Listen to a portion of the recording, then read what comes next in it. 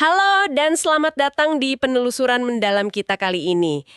Saya memulai dengan melempar satu pertanyaan ringan nih buat Anda yang sedang mendengarkan.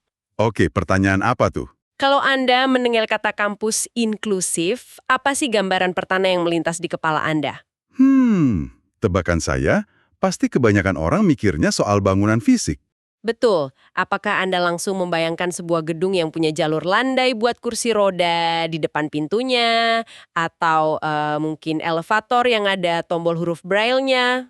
Iya, itu biasanya top of mind orang-orang. Memang hal-hal itu sangat penting. Tapi, gimana kalau saya bilang ke Anda bahwa inklusivitas yang sesungguhnya itu jauh-jauh lebih dalam dari sekedar semen dan baja? Wah, ini premis yang menarik nih. Hari ini kita punya setumpuk sumber daya yang luar biasa. Ada artikel, laporan riset, dan berita dari Antara News, Suara Muhammadiyah, sampai PWMU. Misi penelusuran kita hari ini adalah membongkar cetak biru dari sebuah ekosistem pendidikan yang benar-benar inklusif. Kita akan mengambil sebuah studi kasus nyata dari Indonesia, yaitu Universitas Muhammadiyah Surakarta, atau yang biasa kita kenal dengan UMS. Senang banget bisa kembali menemani Anda membedah topik yang sangat krusial ini. Karena, kalau kita cuma melihat inklusivitas sebagai daftar periksa fasilitas fisik, kita bakal kehilangan esensi utamanya. Kehilangan ruhnya ya. Persis. Gambaran singkat dari apa yang bakal kita telusuri hari ini tuh nggak cuma berhenti pada rancangan trotoar kampus. Kita bakal lihat bagaimana sebuah institusi melakukan rekayasa teknologi terapan, mengadopsi sains olahraga internasional, sampai fondasi moral yang menggerakkan itu semua. Ini murni transformasi sistemik. Oke, mari kita bedah ini dari akarnya dulu. Karena sebuah institusi raksasa kan nggak mungkin melakukan perubahan masif tiba-tiba tanpa ada dorongan filosofis yang kuat di belakangnya. Kenapa institusi seperti UMS ini mau repot-repot merombak sistem mereka? Nah, dari sumber yang kita pegang dari Suara Muhammadiyah, ada satu konsep kunci di sini. Namanya teologi Al-Ma'un. Teologi Al-Ma'un. Iya. Dr. H. Anwar Abbas menjelaskan kalau ini tuh semacam dorongan agama untuk secara aktif peduli pada mereka yang termarginalkan. Pemikirannya begini, setiap orang baik yang punya kelebihan sumber daya maupun yang lagi kekurangan, itu wajib saling membantu demi memajukan kesejahteraan bangsa. Jadi ini bukan cuma sekedar anjuran ya? Bukan, ini semacam panggilan moral. Dan kalau kita hubungkan konsep teologis itu sama gambaran besarnya, hal ini beresonansi kuat banget sama perubahan paradigma di tingkat nasional kita. Oh, yang soal pergeseran hukum itu ya? Betul. Apa yang disampaikan oleh Fatima Asri Mutmainnah dari Komisi Nasional Disabilitas sangat menggarisbawahi hal ini.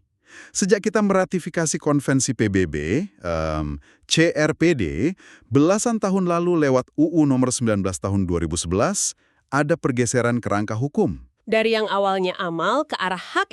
Tepat sekali. Kita perlahan bergeser dari sudut pandang charity-based atau amal, yang sayangnya sering pakai istilah cacat, menuju ke pendekatan rights-based atau berbasis hak, dengan istilah penyandang disabilitas. Sebentar, saya mau menggali bagian ini sedikit lebih dalam. Karena seringkali di masyarakat kita, kita merasa kalau ngasih bantuan atau amal ke penyandang disabilitas itu kan udah hal yang sangat mulia. Kenapa sudut pandang amal atau belas kasihan ini justru dianggap sebagai paradigma lama yang harus ditinggalkan? Itu pertanyaan yang sangat bagus. Gini, sudut pandang amal itu seringkali secara nggak sadar menempatkan penyandang disabilitas di posisi yang lebih rendah. Sebagai objek penerima gitu ya? Benar, mereka dilihat sebagai objek yang nggak berdaya. Ketika Anda ngebangun fasilitas cuma karena rasa kasihan, aksesibilitas itu ujung-ujungnya dianggap sebagai hadiah dari orang non-disabilitas. Masuk akal. Sebaliknya, pendekatan berbasis hak ini menegaskan kalau aksesibilitas itu hak asasi manusia. Jadi pas kampus ngebangun fasilitas inklusif, mereka tuh nggak sedang berbaik hati bagi-bagi hadiah. Mereka cuma sekedar memenuhi kewajiban yang emang jadi hak mahasiswa itu. 100% betul. Wah, itu perspektif yang sangat mengubah cara pandang sih.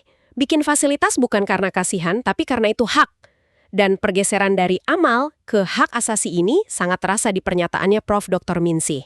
Ketua Pusat Studi Layanan Disabilitas UMS kan? Iya. Ada satu kutipan kuat dari beliau di Antara News. Beliau bilang, inklusivitas adalah identitas moral.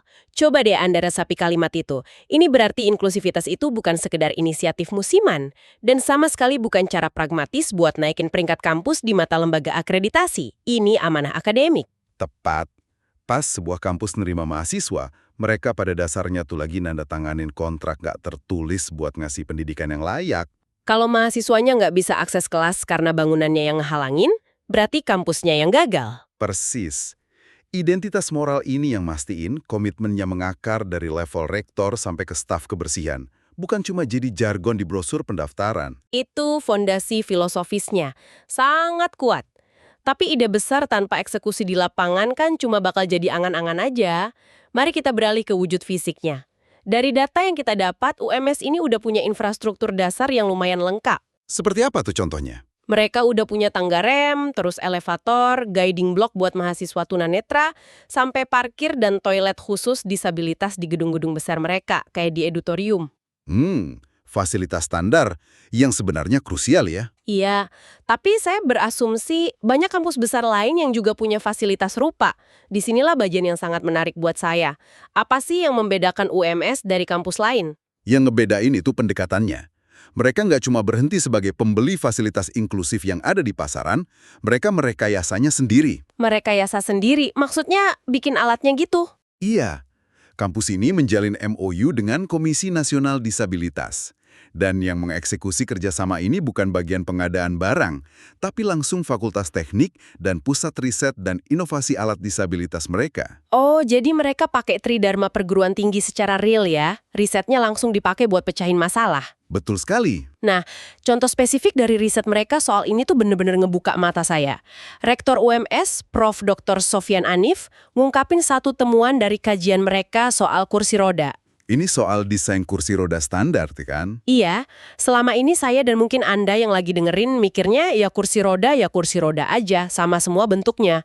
Ternyata kursi roda standar yang banyak dijual bebas itu seringkali sama sekali nggak cocok buat penyandang disabilitas permanen. Gini deh, coba Anda bayangin pakai sepasang sepatu yang ukurannya 2 nomor lebih kecil dari kaki Anda. Wah, sakit pasti. Anda mungkin masih bisa memaksakan diri jalan dari kamar tidur ke dapur. Tapi kalau saya nyuruh Anda lari maraton 42 km pakai sepatu itu, kaki Anda pasti lecet, cedera, dan Anda nggak bakal bisa nyelesain lombanya.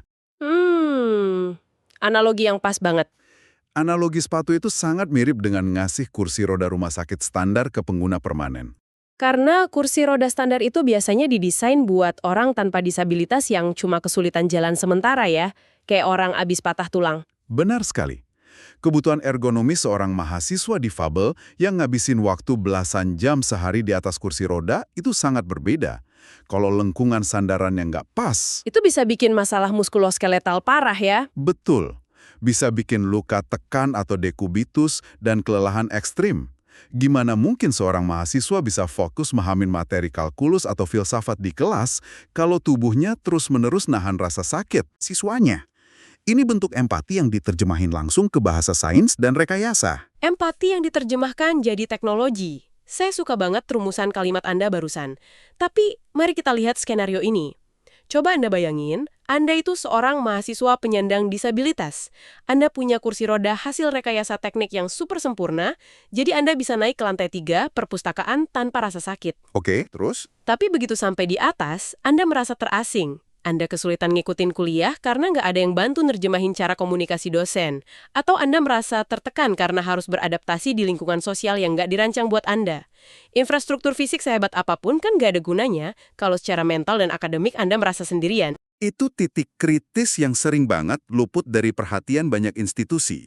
Bangunan bisa aja rata tanpa anak tangga. Tapi kalau sistem pendidikan dan ekosistem sosialnya kaku, bangunan itu tetap jadi tembok penghalang. Betul. Makanya infrastruktur lunak itu sama pentingnya sama infrastruktur keras. Disinilah Pusat Studi Layanan Disabilitas UMS ambil peran sentral. Mereka bangun ekosistem lewat pendampingan akademik, pelatihan vokasional. Sampai kelas bahasa isyarat juga kan? Iya, dan media pembelajaran yang ramah disabilitas. Dan kita bisa lihat bukti nyata dari infrastruktur lunak ini di acara masa ta'aruf mahasiswa baru pada bulan Agustus 2025 lalu. Momen orientasi kampus itu ya. Iya, kampus menghadirkan juru bahasa isyarat full di atas panggung sepanjang acara. Buat Anda yang lagi dengerin, coba deh bayangin perasaan seorang mahasiswa baru tunarungu yang hadir di hari pertamanya. Orientasi kampus kan biasanya overwhelming banget, bising, membingungkan. Sangat intimidating biasanya buat maba. Terus di tengah ribuan orang itu, dia lihat ada orang di depan yang khusus nerjemahin setiap kata biar dia paham. Itu bukan cuma fasilitas, itu pesan penerimaan yang bilang, kamu bagian dari kami. Dan pesan penerimaan itu juga diperkuat sama safety net atau jaring pengaman di bidang kesehatan. Mahasiswa disabilitas ini kan sering bawa beban yang lebih berat ya. Beban tenggat waktu tugas, ditambah stigma sosial. Betul. Dan kadang masalah fisik harian. Nah, UMS merespon ini dengan nyediain layanan Student Mental Health and Well-being Support. Dan karena kampus ini punya jaringan medis yang luas, layanannya diintegrasikan secara holistik.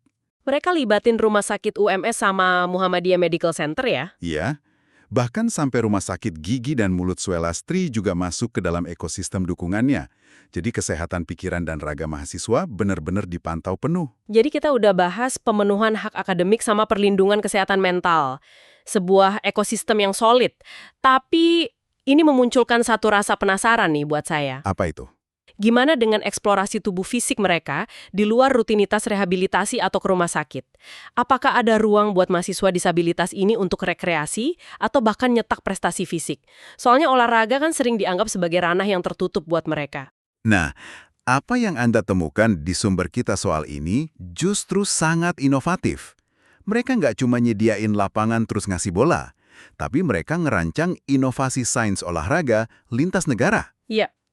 Ini nih bagian yang bikin saya takjub banget pas baca laporan dari PWMU. UMS ternyata berhasil meraih hibah Australia Indonesia Institute Grant untuk tahun 2025. Sebuah pencapaian besar itu. Mereka ngadain program olahraga khusus disabilitas yang kerja sama langsung sama pakar internasional. Yang menarik di sini adalah detail dari programnya. Mereka mengadopsi program bernama ParaStart dari University of Queensland, Australia.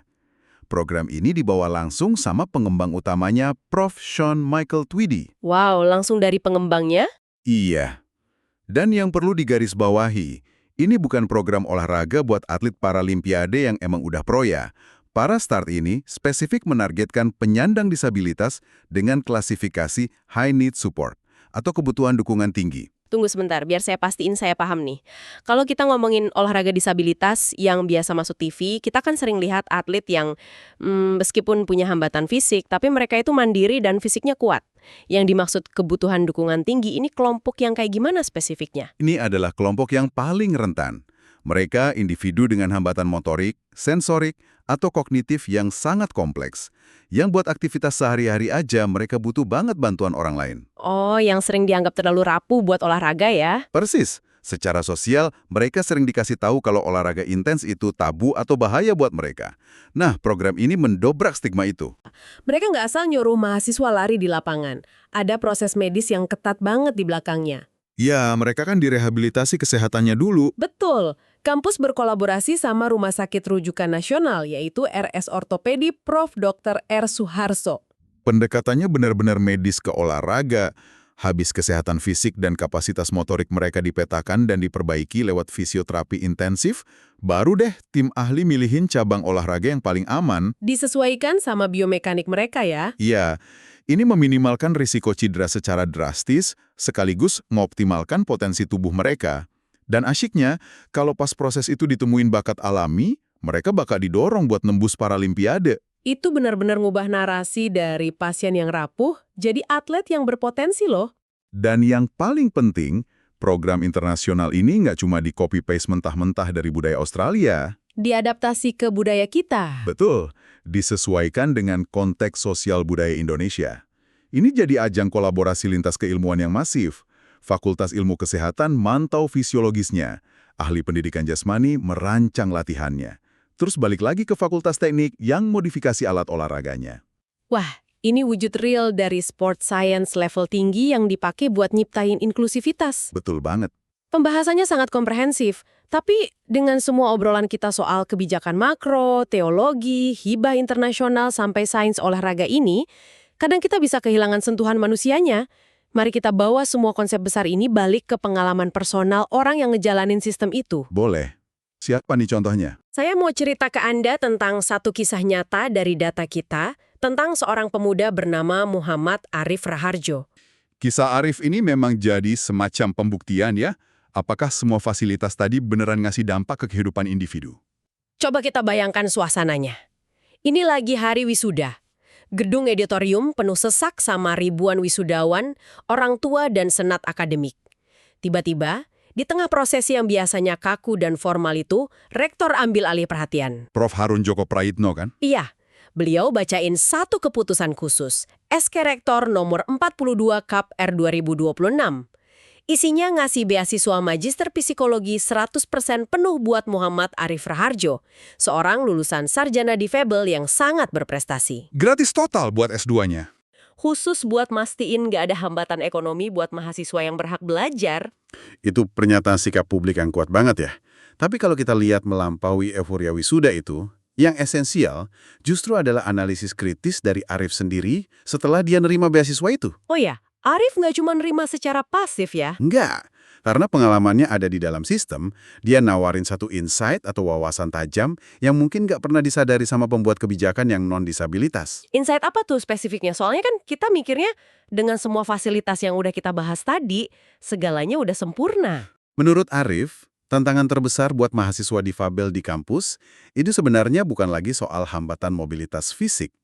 Hambatan terbesarnya bersembunyi di dalam kurikulum akademik itu sendiri. Kurikulumnya, gimana tuh maksudnya? Seringkali, institusi memaksakan kesetaraan dengan cara menyamaratakan kurikulum antara mahasiswa reguler dan difabel, tanpa modifikasi sama sekali. Terutama buat tugas praktek lapangan ya. Betul, pemaksaan standar kaku ini jatuhnya bukan memberdayakan, tapi malah jadi beban yang ngebatasin mereka buat nunjukin potensi keilmuan mereka yang asli. Ibarat ngukur kecerdasan ikan dengan maksain dia manjat pohon ya. Kesetaraan itu nggak berarti ngasih instrumen ujian yang identik kalau instrumennya sendiri bermasalah yang... Wah, itu insight yang super tajam dari tangan pertama. Dan karena keresahan itulah, Arif punya visi masa depan yang spesifik. Dia pakai beasiswa S2 Psikologi Pendidikan ini bukan cuma buat ngejar gelar master demi gengsi. Dia punya agenda riset yang terarah kan? Ya, Tujuan utamanya itu meneliti dinamika kepribadian lintas generasi, khususnya anak-anak generasi Z dan Alpha. Arif mau ngebedah gimana perubahan karakter generasi ini beririsan sama pola belajar anak disabilitas di era modern. target akhirnya untuk merumuskan rekomendasi kurikulum yang adaptif. Betul, khususnya buat tingkat SMA, supaya generasi setelah dia nggak perlu ngalamin kesulitan yang sama. Ini siklus pemberdayaan yang sangat indah buat disaksikan. Arif nemuin celah struktural dari pengalaman pahitnya. Dan sekarang, alih-alih cuma ngeluh, dia mempersenjatai dirinya dengan metodologi riset buat nambal celah itu. Jadi apa arti dari semua ini? Kalau kita tarik benang merahnya, keputusan UMS ngasih beasiswa ke Arif itu bukan tindakan charity atau amal. Mereka sedang berinvestasi pada Arif. Investasi strategis. Iya, mereka ngasih sumber daya supaya Arif dengan kecerdasannya bisa merancang sistem pendidikan yang lebih adil ke depannya. Kampus nggak sedang menyelamatkan Arif, tapi memfasilitasi dia buat jadi agen perubahan. Kalau kita harus merangkum semua yang udah kita bedah hari ini, kesimpulannya padat banget. Inklusivitas sejati itu bukan sekedar nambah fasilitas menjelang akreditasi. Inklusivitas itu ekosistem utuh yang bernafas dan berevolusi. Mensinergikan filosofi teologis tingkat tinggi, Sampai rekayasa teknik presisi buat kursi roda, layanan kesehatan mental, sains olahraga level paralimpiade, dan yang paling krusial, kerendahan hati institusi buat dengerin mahasiswanya dan ngubah kurikulum. sebuah penelusuran yang sangat memugah mata, membedah cetak biru ini ngebuktiin kalau pendidikan yang memuliakan manusia itu sangat mungkin asal ada komitmen moral yang jadi tindakan sistemik. Nah, saya mau ngucapin terima kasih banyak buat Anda yang udah dengerin dan ikut menganalisis topik ini bareng kita. Ini memunculkan satu pertanyaan penting, dan mungkin ini pemikiran provokatif yang mau saya titipin buat Anda renungan. Kita udah lihat kampus besar bisa merekayasa ulang seluruh ekosistemnya demi memastikan nggak ada yang tertinggal. Lalu, gimana dengan kita? Pertanyaan yang bagus. Gimana Anda bisa nerapin inklusivitas sebagai identitas moral di ruang yang Anda kendalikan? Seberapa mudah diakses tempat kerja Anda? Apakah produk digital atau dokumen yang Anda buat udah mikirin mereka yang punya hambatan visual? Atau di level paling dasar, seberapa empatik interaksi sosial kita sehari-hari terhadap mereka? Betul.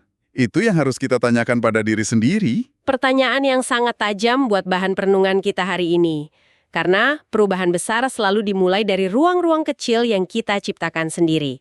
Baik, sampai di sini dulu eksplorasi mendalam kita. Terus jaga pikiran Anda tetap terbuka, pelihara rasa ingin tahu Anda, dan mari ciptakan lingkungan yang lebih baik. Kita bakal ketemu lagi di bedah sumber-sumber menarik berikutnya. Sampai jumpa!